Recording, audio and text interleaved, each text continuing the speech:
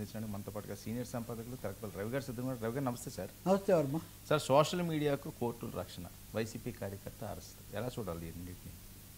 వాస్తవంగా అంటే ఈ మీడియా అంశాలు చాలా తీవ్రంగా నడుస్తున్నాయి. మీరు ఈరోజు చూస్తే నిన్న తెలంగాణ హైకోర్టు కూడా చాలా వివరమైన సమగ్రమైన ఒక తీర్పు ఇచ్చింది. అంతకుముందు సుప్రీంకోర్టు కూడా సోషల్ మీడియాను పద్ధతులు ఇతరులను గాయపరచకుండా చూడండి అని చెప్తూనే వాళ్ళకి రక్షణ కల్పించాలి మీడియా వాళ్ళకని వైర్ ఎడిటర్ సిద్ధార్థ వరదరాజన్ మీద గౌహతిలో పెట్టింది. అలాగే అభిషర్ శర్మ అని ఇంకో జర్నలిస్టు, వీళ్ళకి సంబంధించి కేసులు ఎఫ్ఐఆర్లు రద్దు చేయకుండానే రక్షణ కల్పించడం, అరెస్ట్ నుంచి ఆపడం, ఇట్లాంటి పనులు చేసింది.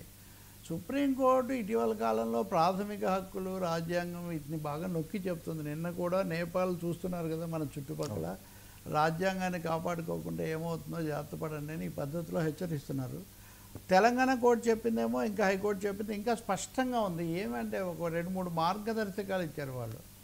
సోషల్ మీడియాకు సంబంధించి ఏమైనా కేసులు వస్తే ముందు మీరు సమగ్రంగా విచారించకుండా ఆ ఫిర్యాదుదారు యొక్క ప్రతిపత్తి, ఆ స్టేటస్ ఏంటి, అతనికి అందులో అర్హత ఉందా లేదా విచారించకుండా మీరు కేసులు పెట్టుకుంటూ పోకూడదు.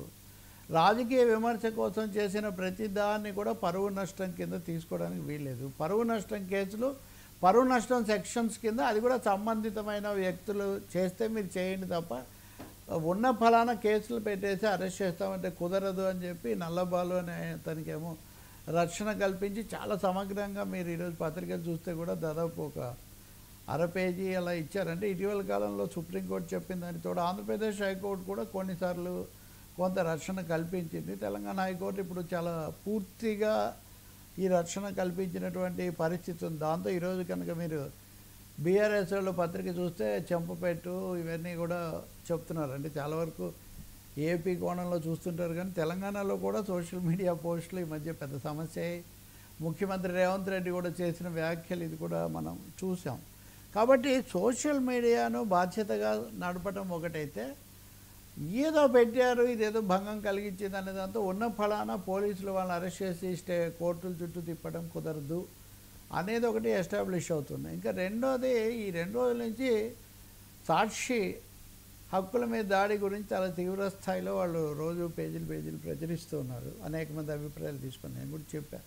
ఇప్పుడు ఒక పత్రికలో తప్పు వచ్చిందంటే ముందు ప్రభుత్వం చేయాల్సి, పత్రికలో కానీ ఛానల్లో కానీ ముందు చేయాల్సింది ఖండన, వాళ్ళకి అది పంపించటం. మీరు చెప్పిన వార్త తప్పు, మా సమాచారం వేయండి. వాళ్ళు వేయలేదనుకోండి, రైట్ టు రిప్లై ఉంటుంది, responsibility to publish the reply ఉంటుంది. అది వేసిన తర్వాత కూడా నేను నా దానికే కట్టుబడి ఉన్నాను వర్మగారు అనొచ్చు, కానీ ఇచ్చారా లేదా? అసలు అది చేయకుండానే ఉన్న ఫలానా నోటీస్ ఇచ్చేస్తే కనుక ఇది కుదరదు. ఇది ఎప్పటి నుంచో ఉన్న సూత్రమే. అయినా కానీ గతంలో జగన్మోహన్ రెడ్డి ప్రభుత్వం పాటించలేదు. ఇప్పుడు కూడా సాక్షి వాళ్ళకు, సాక్షి ఎడిటర్కు వరుసగా నోటీసులు వచ్చాయి. నిన్న మొన్న కూడా వచ్చాయి. వాళ్ళు ఏమంటారు, ఎవరో అంటే వాళ్ళ పార్టీ వాళ్ళే అనుకోండి, ఎవరో ఎక్కడో ప్రెస్ కాన్ఫరెన్స్లో పెట్టింది చెప్పింది మేము వేస్తే మాకు నోటీసులు ఇవ్వడం ఏంటి అని. అది వాస్తవం కాదని ప్రభుత్వం యొక్క వాదన. ఉదాహరణకు చంద్రబాబు నాయుడు, ఇది ఉదాహరణకు అప్పుడు సోషల్ మీడియాలు లేని రోజుల్లో వ్యవసాయం దండగాని చంద్రబాబు అన్నాడా లేదా? అది ఇప్పటికీ ఒక కాంట్రవర్సీ. ఎప్పటికీ వాళ్ళు అదే అంటుంటారు, వీళ్ళు ఇదే అంటుంటారు. ఎరువులు చాలా విచక్షణ లేకుండా వాడుతున్నారు కాబట్టి యూరియా కొరత వచ్చిందని చంద్రబాబు అన్నట్టుగా ఒక వీడియో వైరల్ అయింది. కానీ చంద్రబాబు అలా అనలేదు. ఇది ఏఐని ఉపయోగించి చంద్రబాబుతో చెప్పించారు. నిజంగా ఇది జరిగి ఉంటే మటుకు చాలా తీవ్రమైన విషయమే.